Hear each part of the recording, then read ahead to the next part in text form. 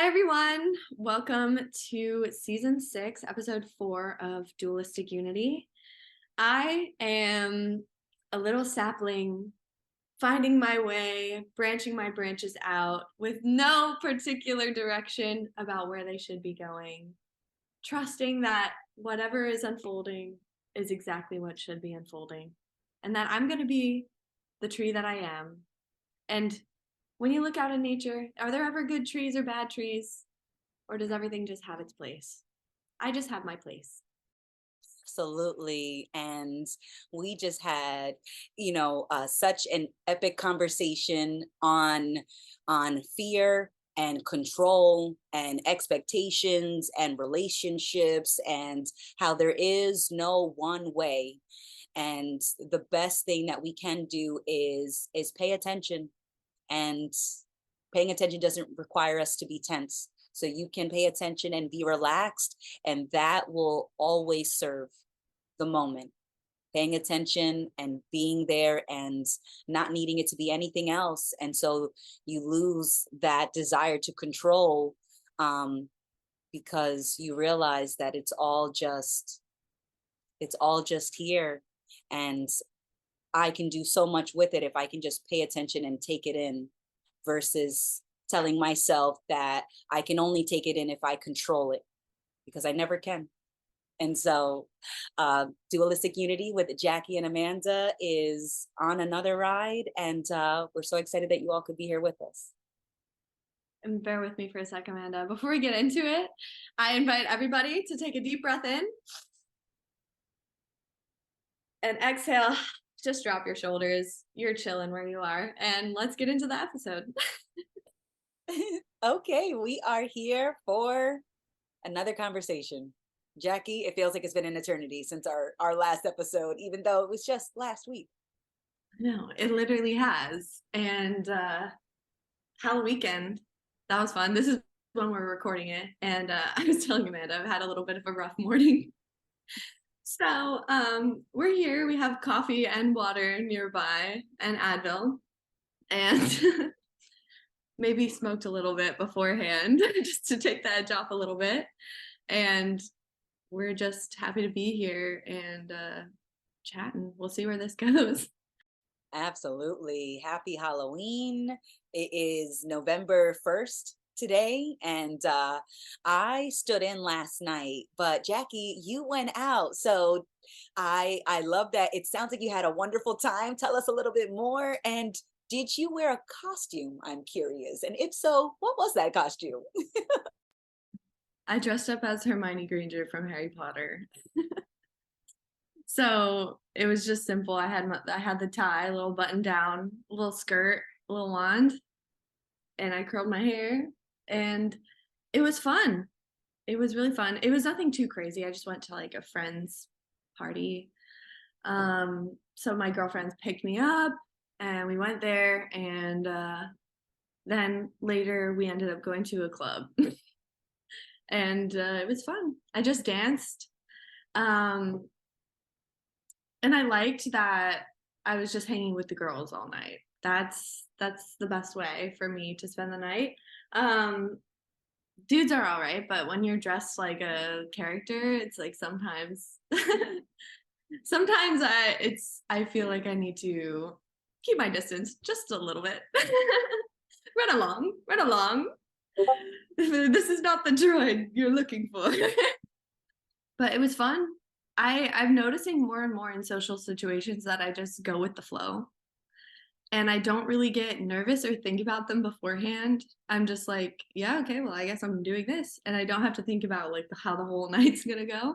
And so I've just started just saying yes. Like when people are like, oh, you wanna go to this place next? And I'm like, sure, I don't know anybody there, but I never knew anybody when I was born, and everybody I met now I had to meet for the first time. So I'm just a lot more open to those situations, and it's so fun also because I don't expect everyone there to like me or get laugh at my jokes or like for us to become best friends. It's just to go out there and observe the world in different scenarios and just try and be myself as fully as I can. And yeah, It was an awesome time, but I'm just glad that weekend's over and now I can go. I've just been sleeping like these last couple days. I've just been sleeping in until like fucking 11. And my brain also has a lot to say about that, but I've just been thinking a lot about balance.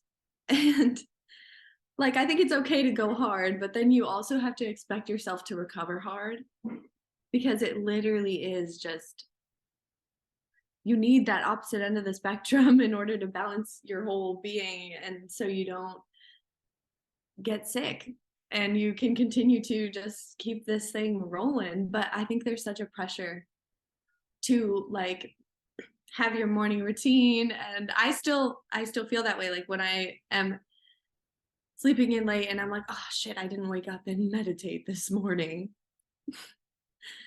You think there's just like a right way to be a person, and like for me, I'm so hard on myself that even just like one day I feel guilty about, but also I'm being like, fuck that noise.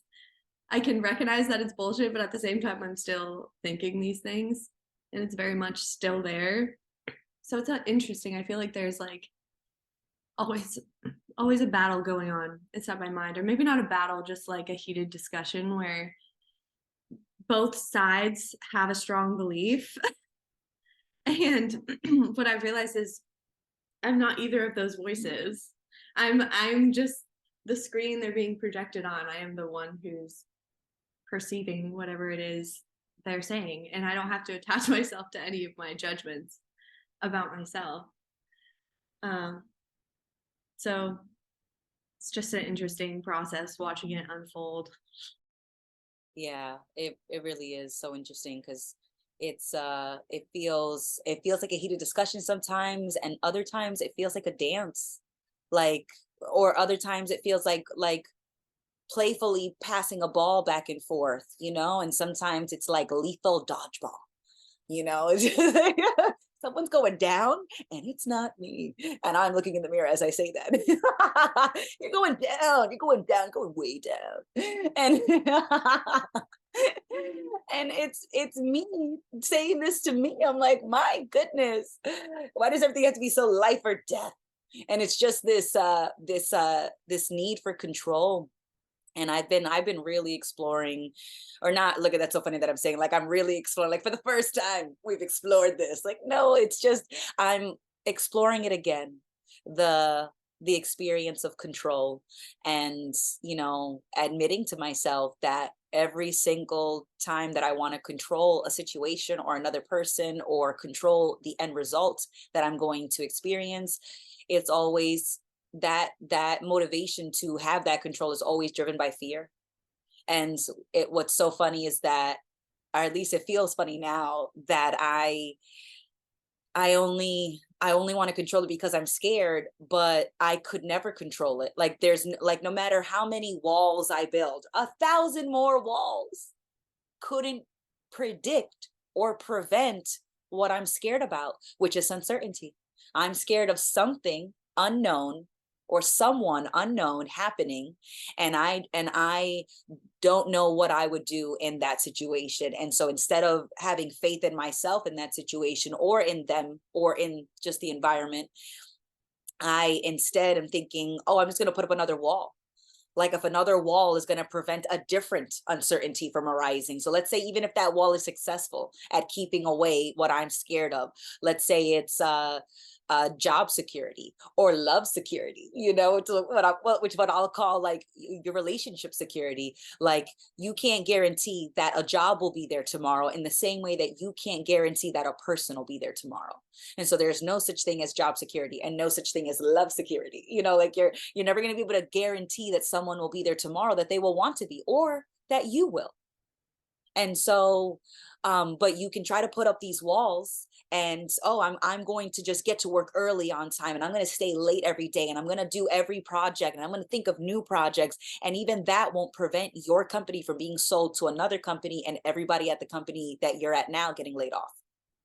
So no matter how many walls you put up at work, there, there's no way that you could guarantee that your position, your industry, your business will be there, or that you will want to be there. And in the same way, for a relationship, you get married and you make this declaration to your friends and your families, and you say that, till death do us part, or until divorce.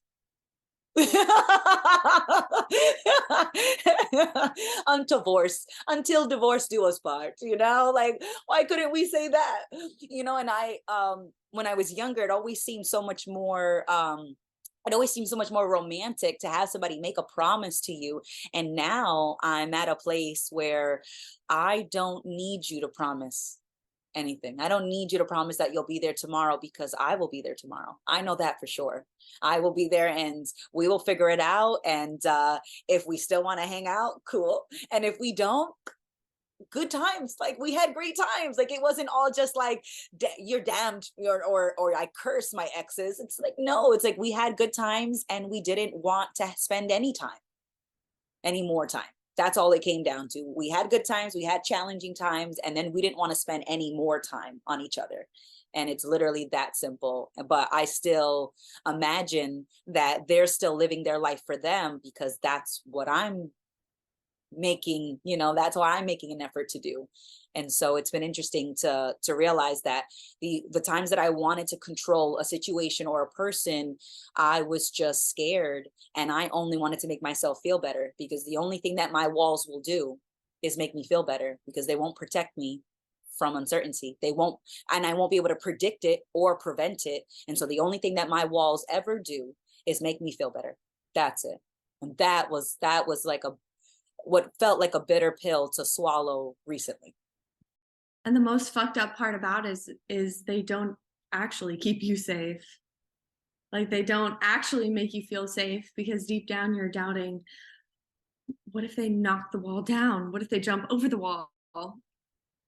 I don't know. There's, like you were saying, there's a million different things that we feel like we need to protect ourselves from at all times, because we just assume that certain things actually do mean something about us, that our value can be determined by our external circumstances, by whether a person loves us, by whether we're making a certain amount of money, whether we're at the place in our lives that everybody else expects us to be. We're living for the validation of everybody else, and like being so dependent on other people to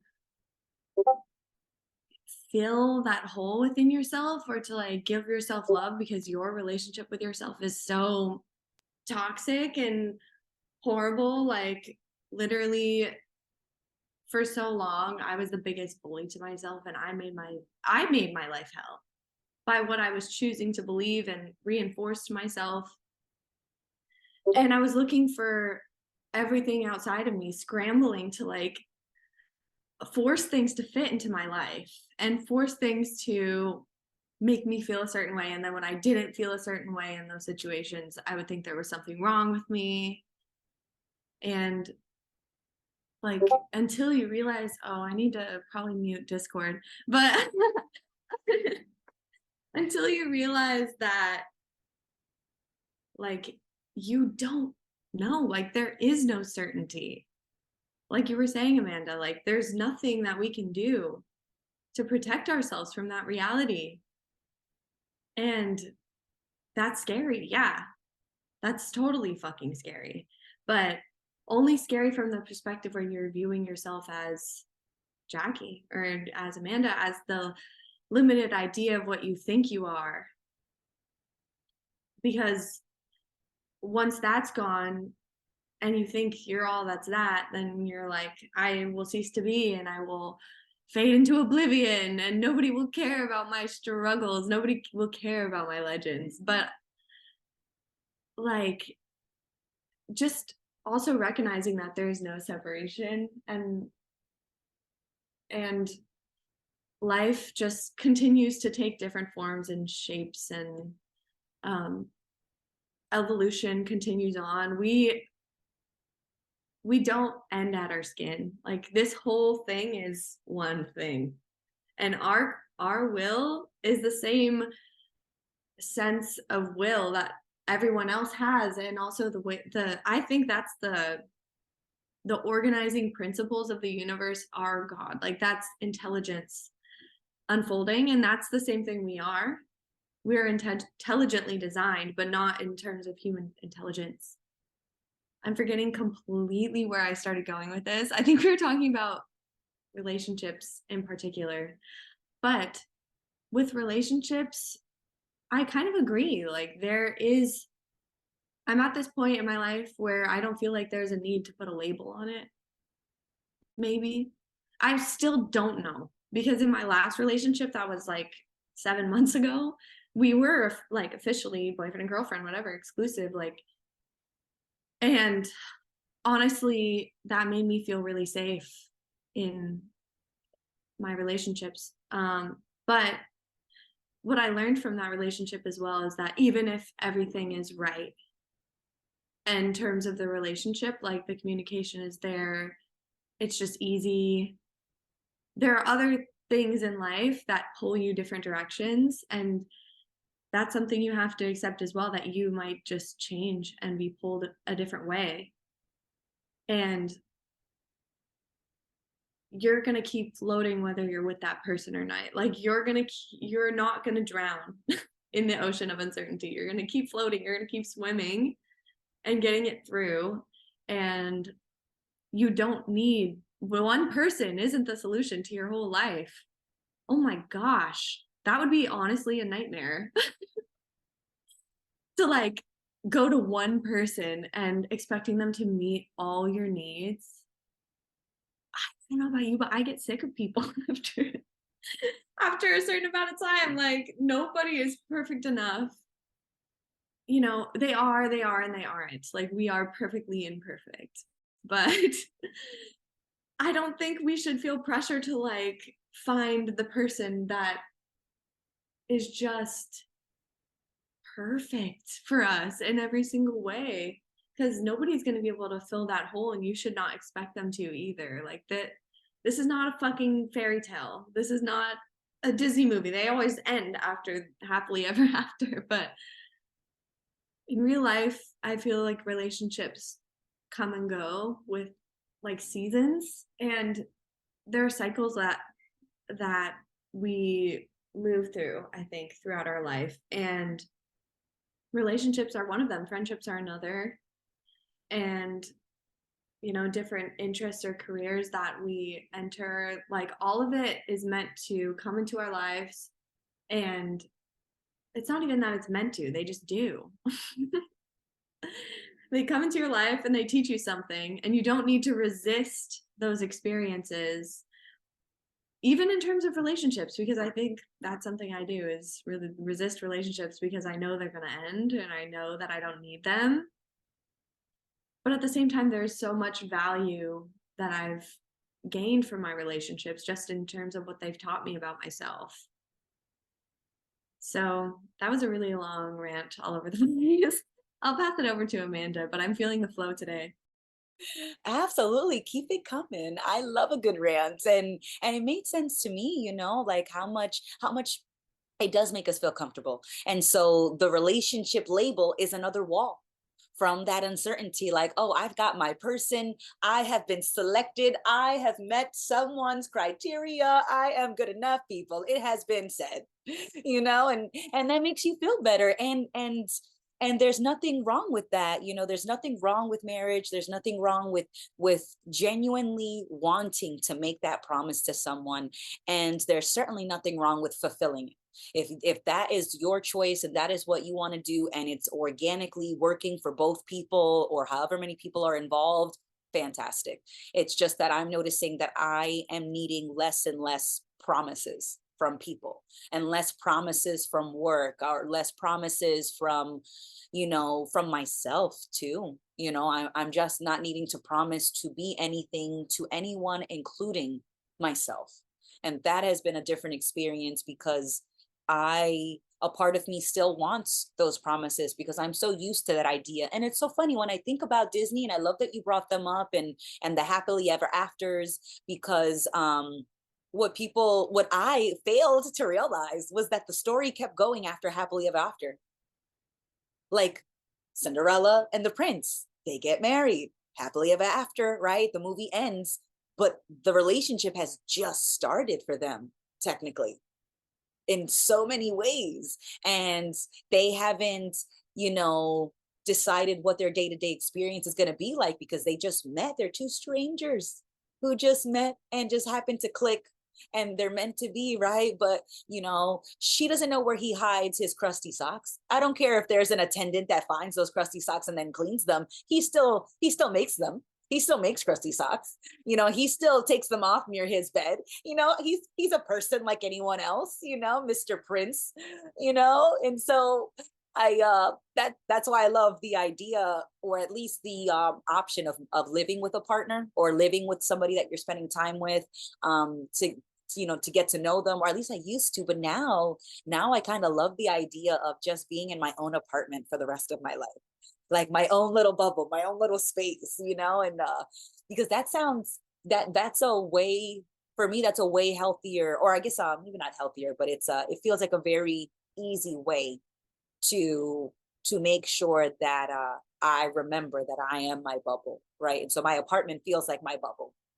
And when you share space, you share that bubble, of course you do, but when you don't, this is the first time, actually, so just for the record, this is the first time I've lived by myself, like not with a boyfriend, not with a friend, not with a family member.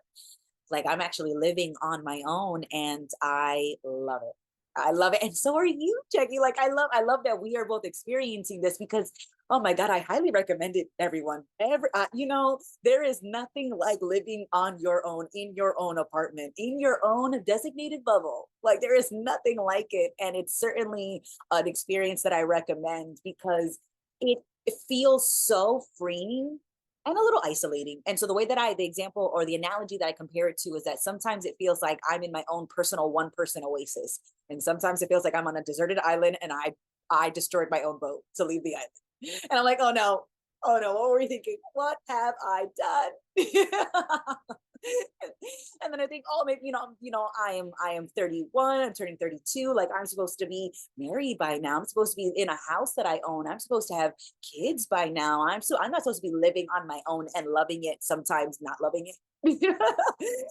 But it is very important, or at least for me, the lesson has been very important, because it makes it so undeniable that my experience is dependent upon me. And living on my own has made that abundantly clear. And as much as sometimes I do wish for company is a walk out my front door. You want company, Amanda? Walk down the street, talk to a neighbor, go to a local library, go to a local art shop, you want connection? It's right out the door. Because even when I've lived with somebody, I have felt like I have felt very alone and lonely, even when I lived with someone. So living with someone is not the answer to the question of where is my connection. The connection is your connection to this moment. How connected are you to this moment, to your experience, to being your bubble? Because when you live on your own, there's no way that you can deny that you are that bubble. And although someone can be a fabulous, wonderful distraction, there's nothing more freeing than realizing it is all on you. And as much as sharing time with someone, especially someone that appreciates you, is so wonderfully delicious. And I get that. And I totally get that. Spending time with somebody that really appreciates you is unlike anything else. But I don't need that to be around 24/7.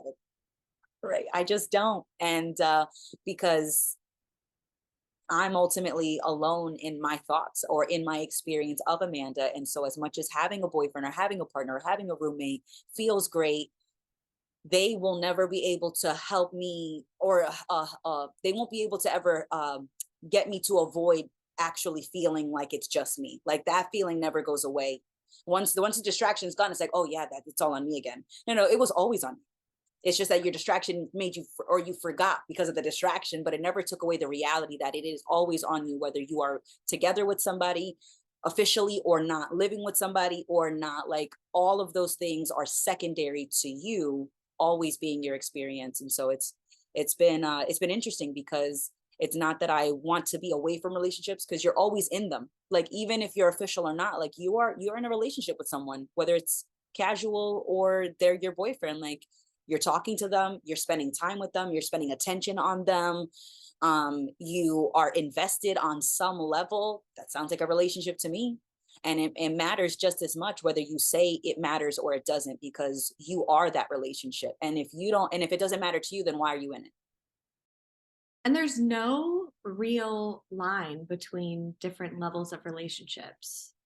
So I like what you said, Amanda, like you're just in relation with the world, with everything. You're in relation with yourself, even because we, this is all us. It is all us. And there's no, like, any boundary that we draw between friendship, like coworker, acquaintance, friend, situationship, boyfriend, girlfriend, marriage, they're all conceptual. And the thing about concepts is they're kind of up in the air. There aren't like listed out rules of what these concepts mean for everybody. And we're all walking around with different expectations and perceiving each other so incredibly differently. Like, it's been hitting me also. I don't know how I'm perceived at all, at all, at all. And like, I don't know. It's hard for me, honestly, to tell other people's intentions with me because I don't know how they're perceiving me, and I don't try to assume. I just like go by their actions, but that can also be a little too trusting sometimes. Anyway, what were we talking about again? Sorry. We were talking about, oh, the lines between different kinds of relationships. Yeah, so it's like we're all expecting each other to follow the same rules, but we all inherently have different rules. And if you're expecting somebody else to be able to come into your life and just guess what all your rules are and treat you exactly that way, but you want them to treat you that way because they want to treat you that way, not because you told them to. And there's just so many expectations that go with relationships. And recently, I've kind of had no patience for other people reflecting those back on me. And it's empowering to know that, like, yeah, you are your own consciousness. You are alone in whatever this experience is. And that doesn't really sound empowering. It kind of just sounds lonely and isolating. But I think the more you spend time with yourself, it's the most full experience you could ever possibly have. It's and there are times where it's really clear for me and I'm just like, love myself. Like, I love experiencing, I love existing, and I'm just really comfortable in my consciousness, in my experience. And there are other times where it just feels like I'm insane, or like I'm doing everything wrong in my life and I have an issue with every single thing I do, and just nitpicking myself. And I've noticed too that the more that you're able to love yourself fully, the more you're actually able to love other people, because you're not expecting them to be this list of requirements for them to be in your life. You're not expecting them to not be human and have like gross habits just like we all do. And morning breath, and like maybe they chew loudly or something, or they have really crazy farts. Every single person is just as flawed as the other. And I've noticed in my relationships that that totally is reflected back at me, because I'll like start nitpicking the other person, and I realize that that's because I'm nitpicking myself. And that also, I also don't want to put that on other people. as well. And so I feel like I am avoiding relationships until I feel like I'm never going to be healed enough to not have those thoughts, but like I feel like at this point in my life I do just want to be alone, and I do just want to get comfortable there, because as much as I've grown in that capacity over the last year, I still notice myself like craving validation and wanting people's approval, and maybe not being fooling myself all the time. It's still habitual to like conform to whatever people want me to be sometimes. And I think I'm just at a point in my life where I'm trying to consciously focus on that. And I wish I was living alone. I do have roommates. Um, but yeah, living on your own, or just even having your own room, just having more time to yourself, I would say, is important, because you can observe yourself in different situations. And like Amanda was saying, she'll like go out, like you'll go out if you are craving interaction. I think my issue sometimes is that when I am alone, I'm afraid to go out on my own. Like I won't go to a bar by myself. I'll go to a restaurant by myself, but there are like very specific things that I won't go to by myself, just because I'm afraid. I'm afraid, I guess, of uncertainty, but that's always going to be there. What's your thought on like, do you think there are certain situations or certain levels of uncertainty we should completely avoid, or do you think, like, I don't know, like I think there are like, as much as I want to say it's nothing is objective, nothing is written in stone, and you should be open to experiencing anything. There's also a part of me that's like, no, maybe you shouldn't. What do you think, Amanda? That's something I battle with myself about. It's like, am I being safe, but also am I being free? Don't get in the black van. Don't get... Yeah, there are absolutely scenarios where I'm like, no, thank you. No, I am not doing that at all. No, no, no. Oh my goodness. Like let's say I am traveling out of the country by myself and I am at a bar and I get invited to an after party at a hotel. No, thank you. Like unless this is like a friend of a friend or a trusted event, or it's a public space, or like I am not going to an after party with people that I don't know as I got invited in a bar in a foreign country. No. As much as there are people who would say yes to that, like I personally would say no, just because, especially if it's in a country where I don't speak the language. That is absolutely. But if I can speak the language and I'm feeling a little adventurous, we might say yes to a couple of invitations that might be risky. But usually I have my own transportation. I can speak the language. I've got emergency money on me. I've got I've got sneakers on. I am not drinking when I'm out on my adventures by myself. I'm doing all my solo adventures sober so that I can be, alert and I can be paying attention to what's happening. And so that's how I would normally approach. But if I'm like in my home country, home state, and and I feel like going out to a bar, I will, but I will just drink water, and I'll get to know the bartenders. So if I do pick a bar that I go to, I usually know the bouncers, I know the bartenders, or at least I know some of the staff, and I've been there with friends before. And so that's usually how I will scope a place out, is I go scope it out with friends, but then I might go back there if I know that a certain bartender that I like is working on a particular night. And then, I always, stay sober, and then always make sure that I am able to drive myself there and back. So that's usually how I would handle. But but that doesn't guarantee anything, right? What I just said doesn't prevent anything from happening, even with those precautions, even with those walls.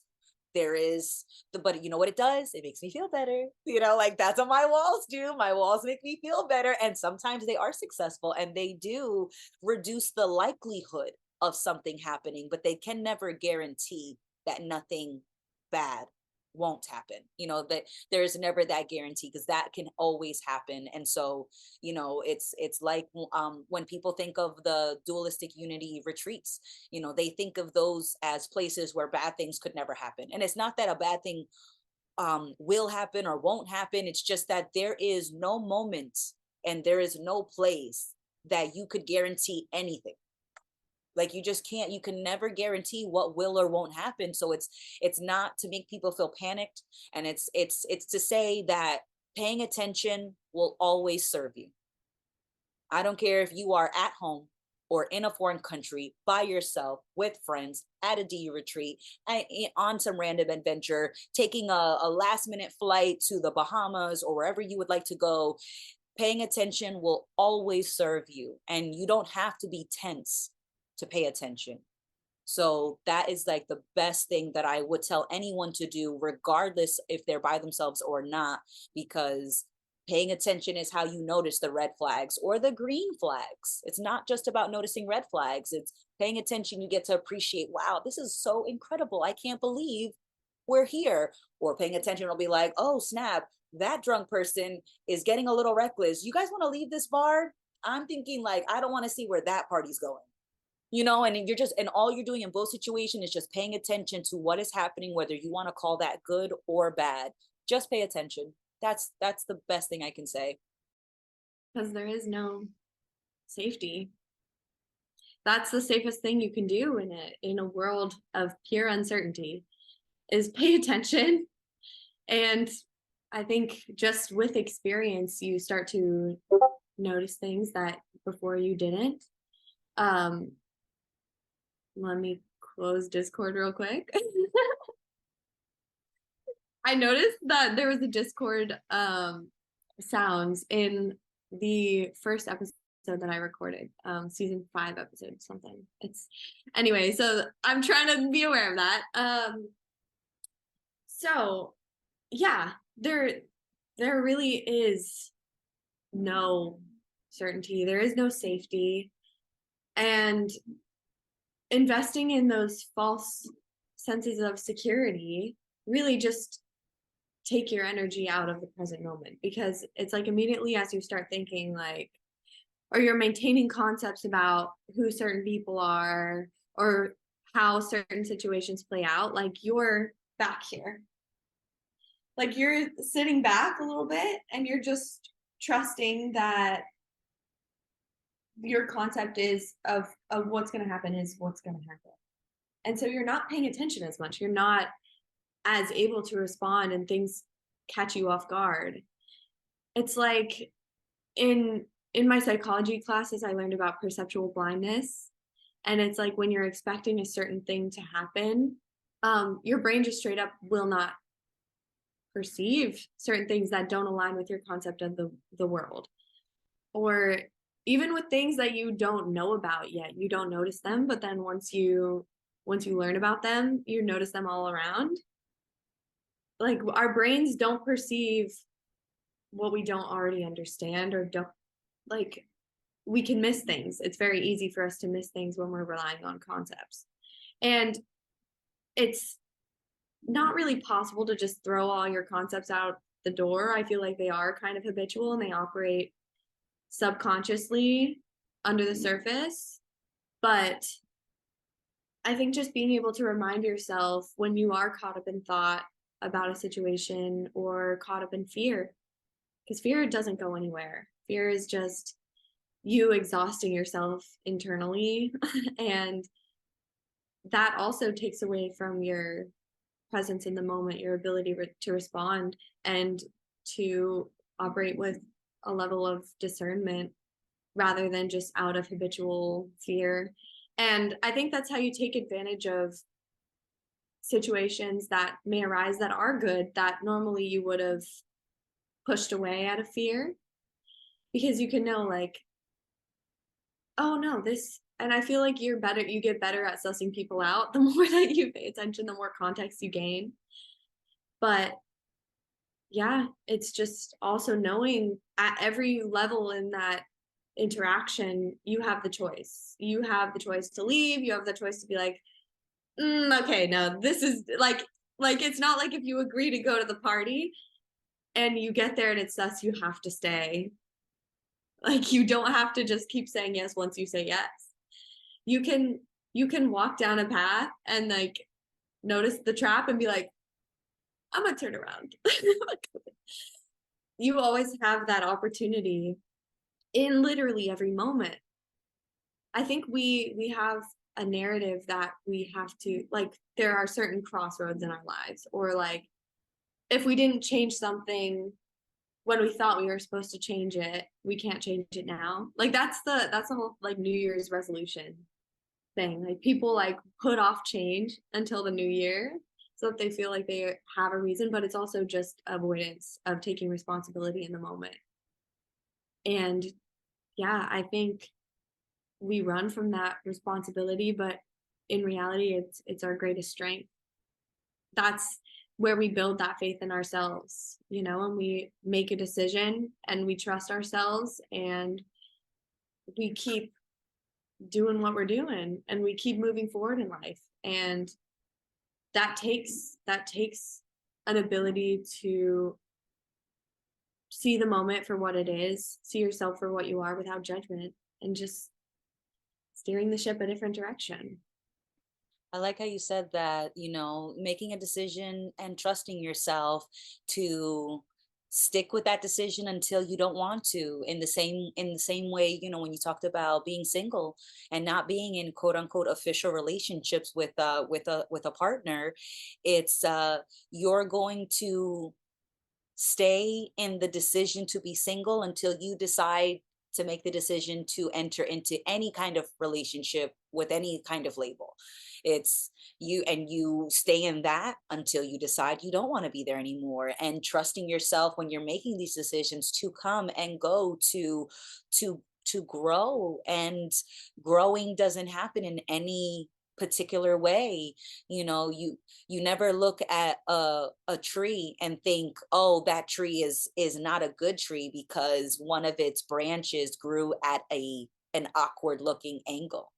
Oh, that tree's not a good tree because it's not as, it doesn't have, you know green, or it doesn't have as green as leaves as the tree next to it. It's like, no, you're just you're growing in whatever direction and however that looks. And that is unpredictable, and that is so magical that you can just keep growing and evolving. And that's going to ultimately end in, or it's going to ultimately end some relationships. And I almost want to like think of, instead of ending, it might just take a relationship out of focus. Because does the relationship really end? Because at any point you can quote unquote restart it.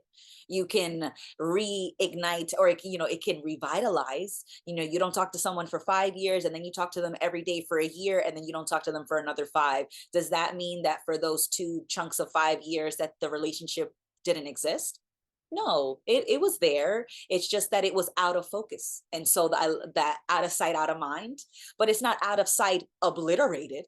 It's not like it's out of sight and that's it. That relationship has been destroyed into nothing. There's nothing left of that relationship. It could never come back to life. It's just like we're so dramatic. And although I love the drama, I really do. It's so black and white, and life is just a million and infinite shades of gray.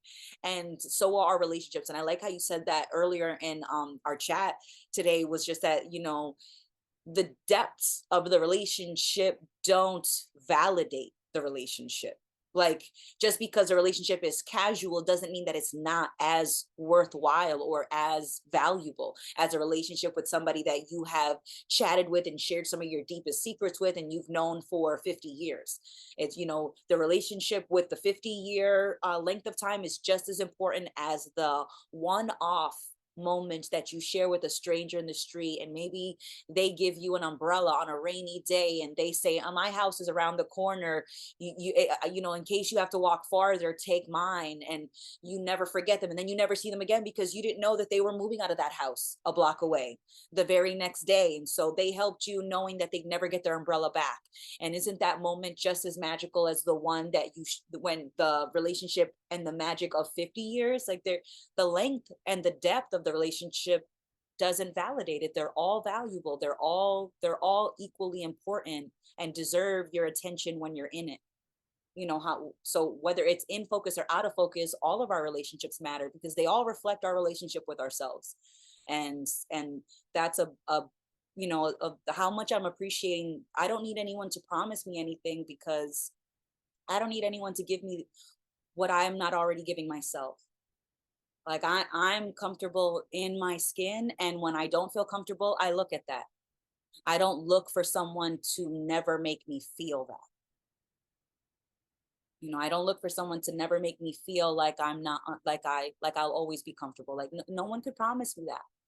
And so whether I'm with someone or not, like, I'm going to feel moments of loneliness. I'm going to feel uncertain. I'm going to feel insecure. I'm going to feel anxious. I'm going to want to control things. I'm going to be scared.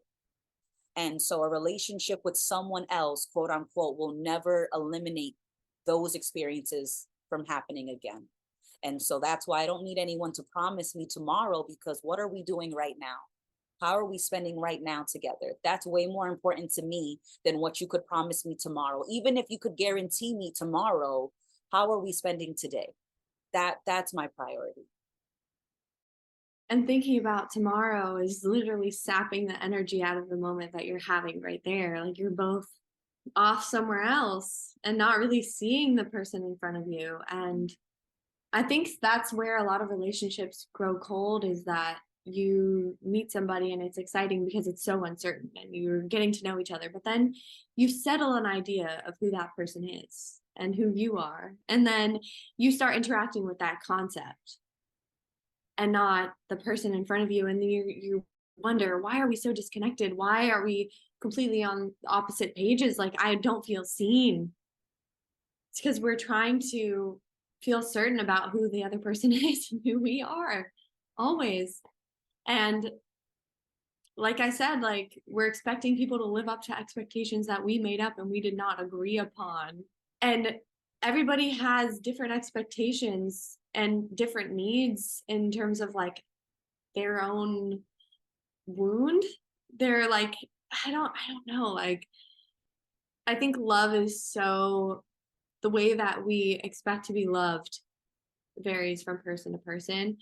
But I think just knowing that nobody ever can actually see you. I think we just want to be seen. I think we just want to be seen so bad.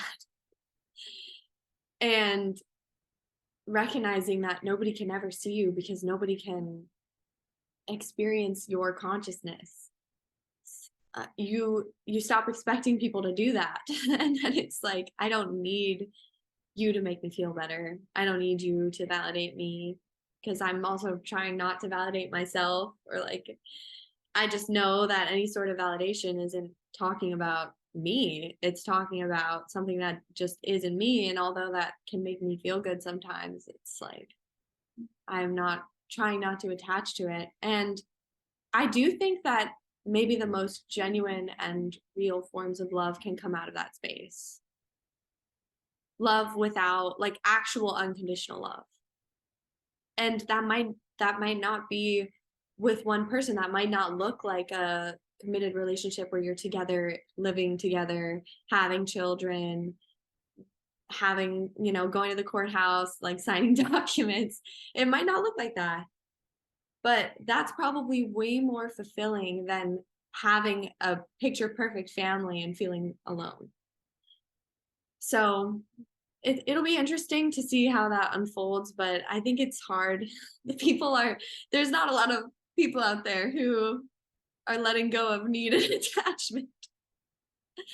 Don't say that. There are plenty where, just because that's a story, right? That there's not a lot of people out there. that there's not a lot of people out there who are, and we have over 20,000 people, 20,000 listeners each month in the Dualistic Unity community, and that's only growing. So it's like, oh, there's no one, Jackie. There's 20,000 people and growing, and that's only 20,000 that we know about. We've got over 1 million, listens of the podcast, and like there are people who are focusing on this. It's just that they're not in focus.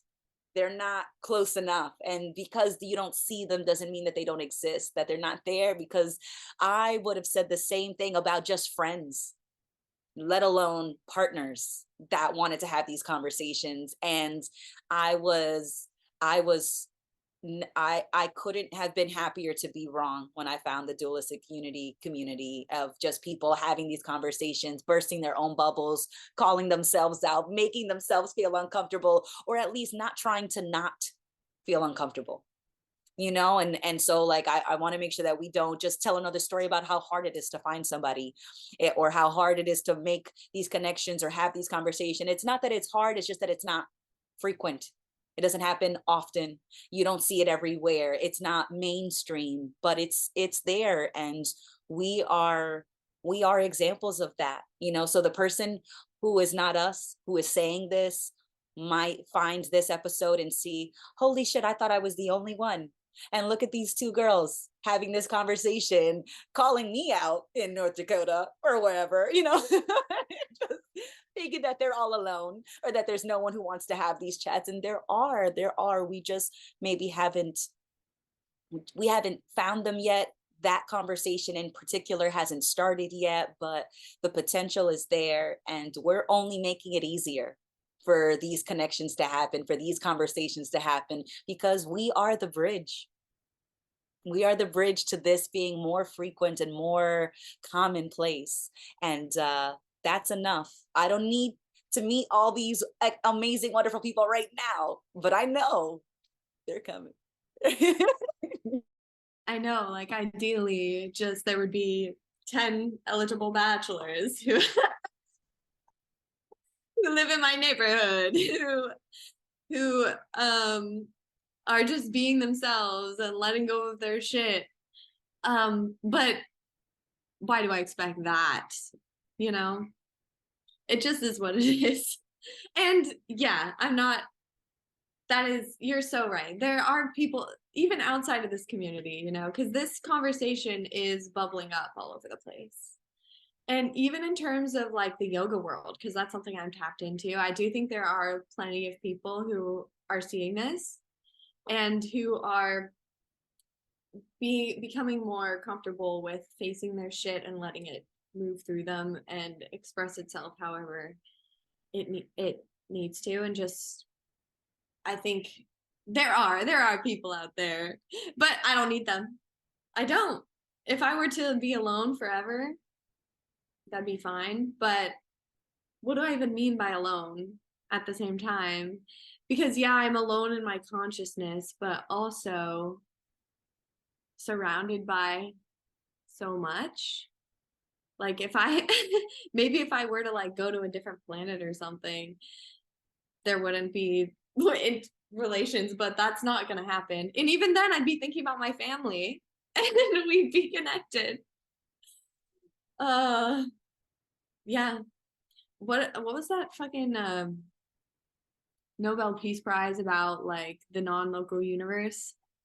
Because I always think about that. I don't know the specifics of that, but it's like we feel physically, geographically separated. If we were to go to Mars, there's no escaping relations. And that's peaceful. I just don't need to have specific ones. I don't feel a need to control what kind of relations I'm experiencing at any given moment. I love that. I don't know too much of the specifics about that Nobel Peace Prize, because I think I read an article about it once, I'm pretty sure, and that was it. But yeah, just how we're not separate, how we don't stop at our skin, that there is no separation, that they can't prove that there's a separation between your cells and or your atoms and the atoms of the items around you. And that I think a part of it was that everything is happening until you view it, and then once there's an observer, it becomes one. So I think it was like a particle was they were trying to have a particle move down like two pathways, and but when they looked, it was only in one pathway. And but when I think somehow they were able to confirm that it was technically going through both until someone observed it, and then once someone observed it, then it was only going down one path. Because I almost wonder if it's like our limitation, like we expect it to not be, two things can't be at one place. And because we have that expectation, maybe that's why we only see one thing in one place at a time. But the potential is you always have, everything's always everywhere technically. But that is just like the roughest summary that I can remember, that I think I'm getting. But we're gonna have some science moments, and we're gonna research this together, and then we will have a conversation. We will dedicate some time in our next episode to discussing that, because that is super interesting, and I do want to dive back into that. I love that you brought it up. Thank you so much, Jackie. Yeah, I think it was the double slit experiment, but yeah, no, it's crazy. The universe responds to just our perception. And I don't know how to conceptualize that. I really can't. But it makes sense. Like, it's everywhere in our world. Even if you watch somebody do something versus them doing it alone, like if something knows it's being watched, it's gonna respond differently for some reason. But it's so strange, like, where I just don't understand where the difference between the observer and the observed is. It's not a clear line. I don't get it. I don't get it at all. Oh, and I love when I come to this point in questioning where I'm just like, oh, I can't comprehend. It's so mysterious, and I just don't know. I just always come back to I don't know. And it's crazy how much that has deepened from just like, I don't know the right way to live my life, to like, I don't know how I exist. I don't know how any of this is happening, or why, or anything. Like, and nothing that I've been able to discover has been able to answer any of those questions. Nothing. And I tried. I've wanted to understand what was happening for as long as I can remember. And I tried so many different ways. At first I studied psychology because I thought if I knew how my brain worked, then I would know how everything worked. But I took like science of consciousness classes, and at the end of it, they were like, yeah, it's still a mystery. Like, there's no answers there. And then spirituality tells you there's answers. But to me, it just seemed like the same old thing of like trying to fit yourself into a box in order to get the validation of being, or considering yourself to be enlightened, or considering yourself to be a spiritual person. And none of it was grounded. But that's where I'm at now, where it's just like, okay, well, the only thing that I have is my experience, and I don't have to know why. I can just cruise through. I'm just here to experience. I'm not here to figure it out. I'm not here to do anything specific. Because at once I am the smallest piece of the puzzle and everything happening forever. And I can just trust that it's happening the way it's supposed to, because that's what's happening. It really just comes down to, I don't know anything, but I know this room. I know this. And not even with words. You can't even describe it with words, because any description is settling on concepts and assumptions. But like you're there, you're here, and that's the bedrock of everything. Yeah, absolutely. The description is never the described, no matter how confident you are in that description.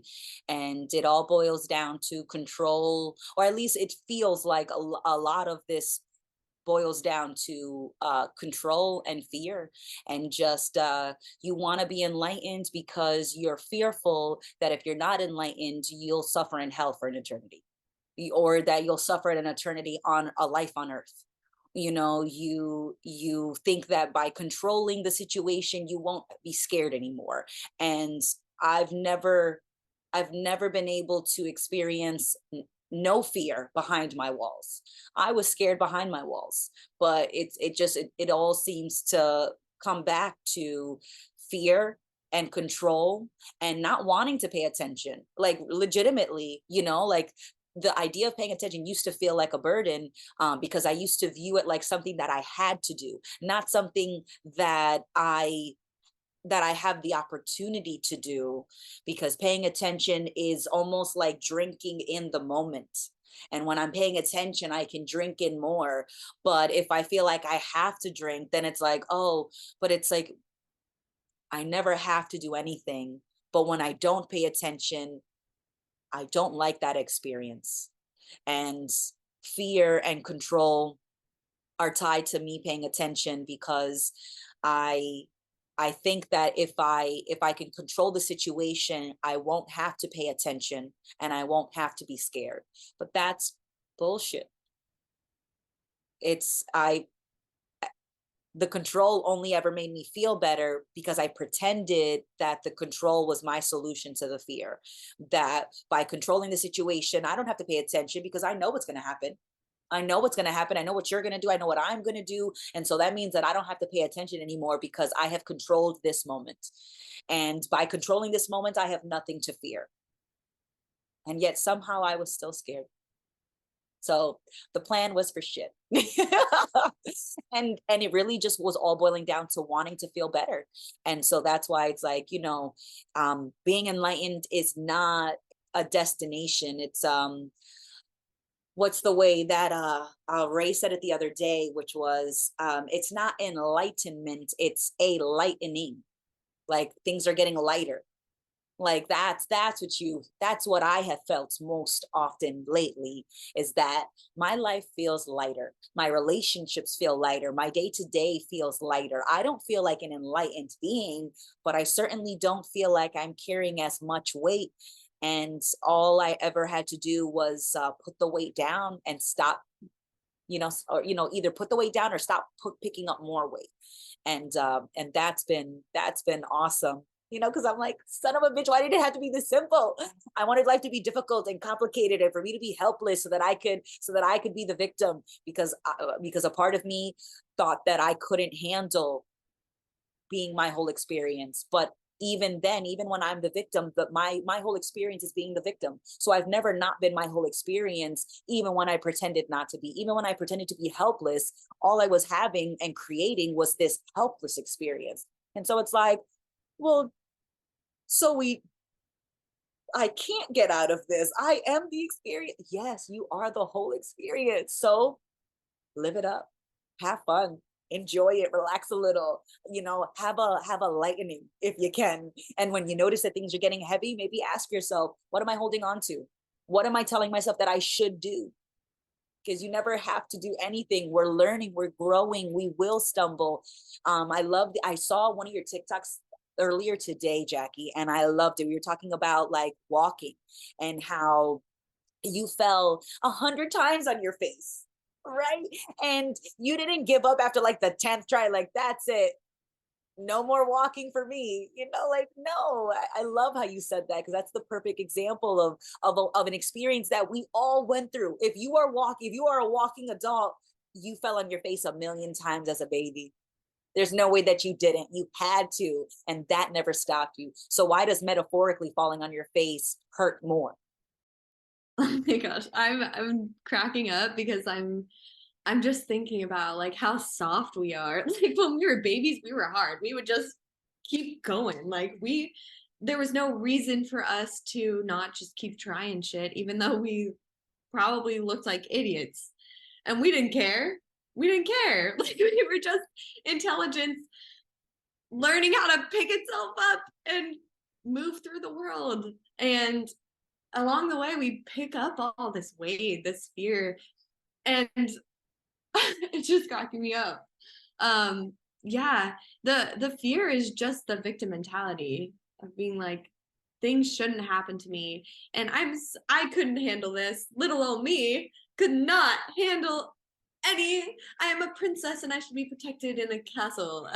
Like, we want to be coddled and taken care of, and we want everything to go the right way in our lives. But just like the trees that grew in the biodome with no wind, or like the rich kid that never had to go the rich kid that never had to go through any struggle in life, never had to have a job, and then eventually is just unsatisfied and like never had the opportunity to develop.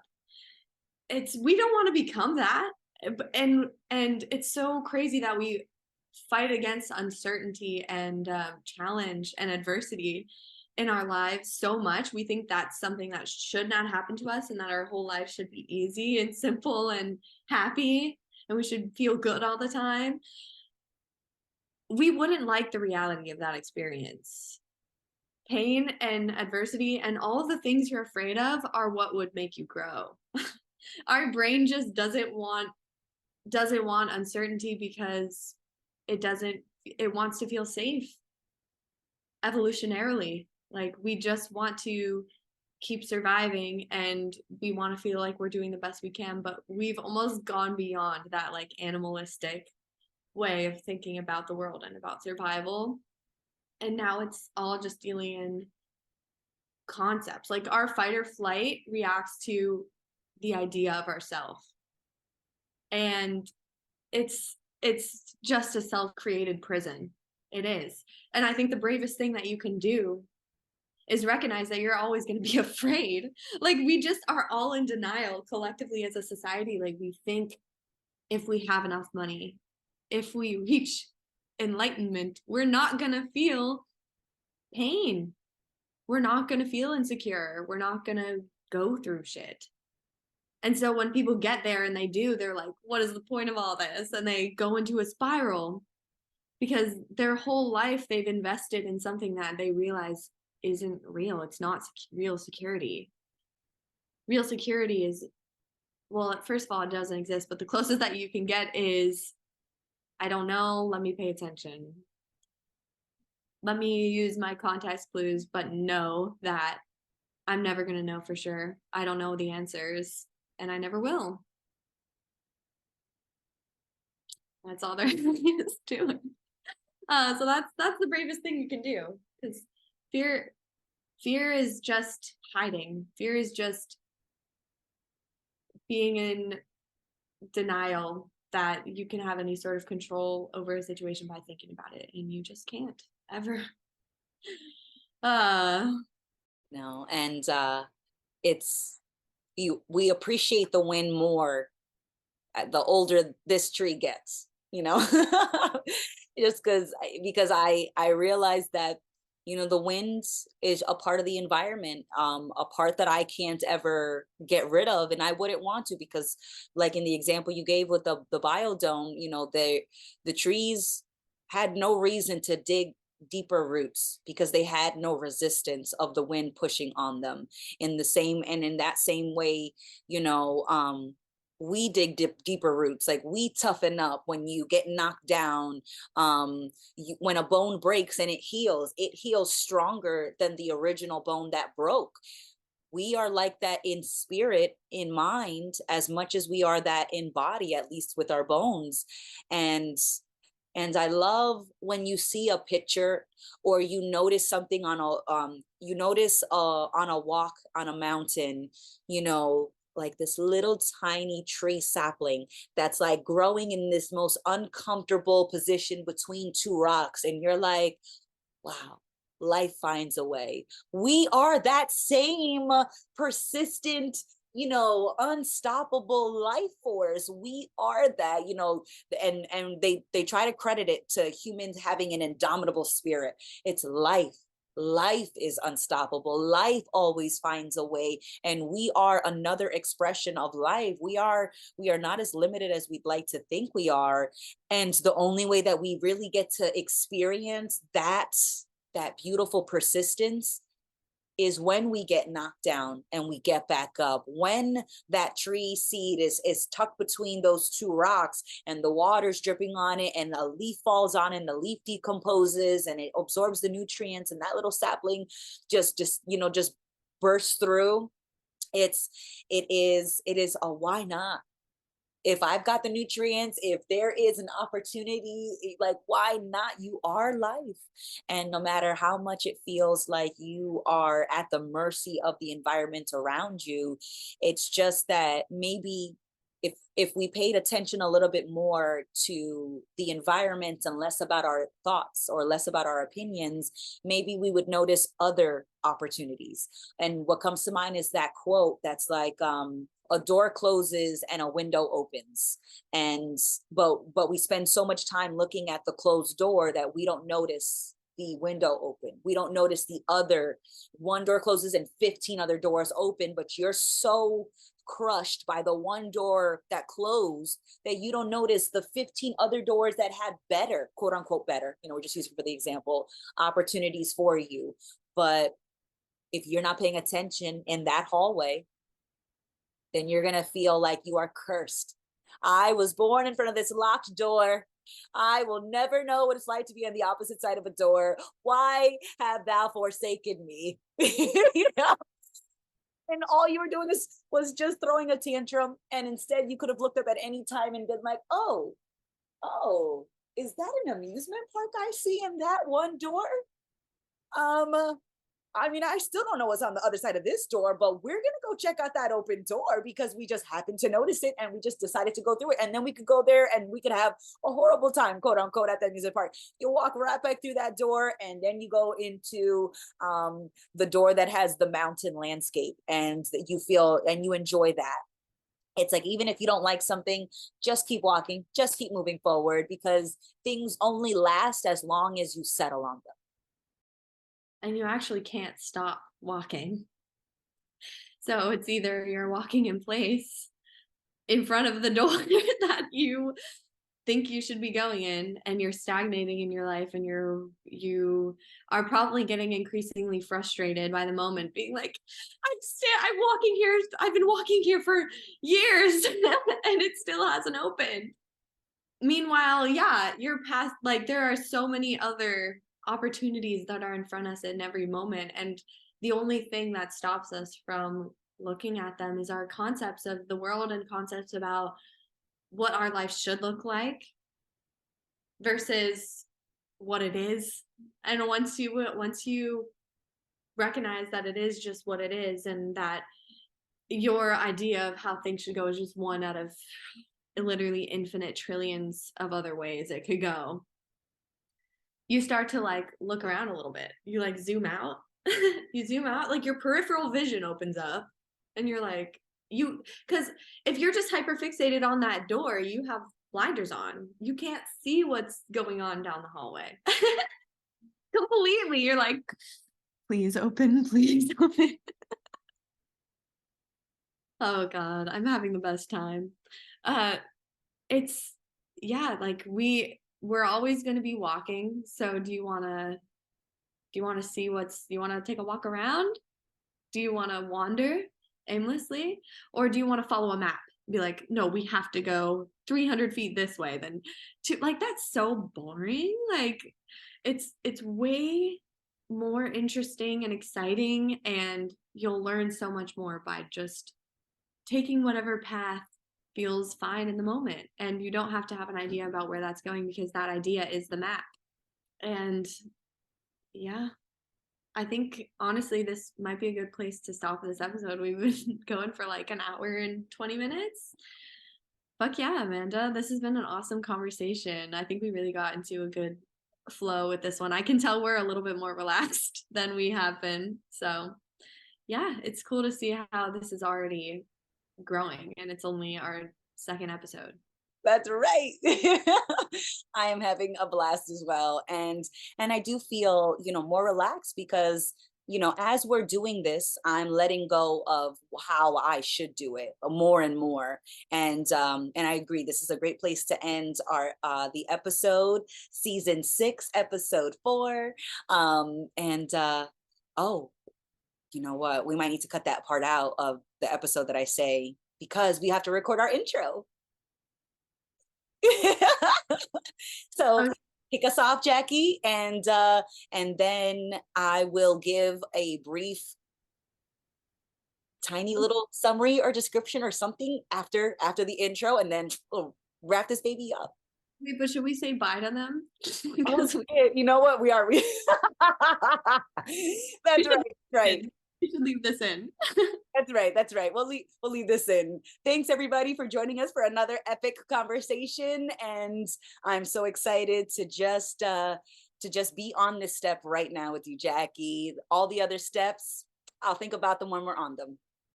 Amen. We're just here seeing what's happening, and it's a blast because it is just play. When you realize you're not trying to get anywhere, you're just here on this eternal playground. And sometimes you can talk with cool people like Amanda, and it's just fun. So yeah. Anyway, thanks for listening, y'all. We'll see you next time. Bye-bye. Bye.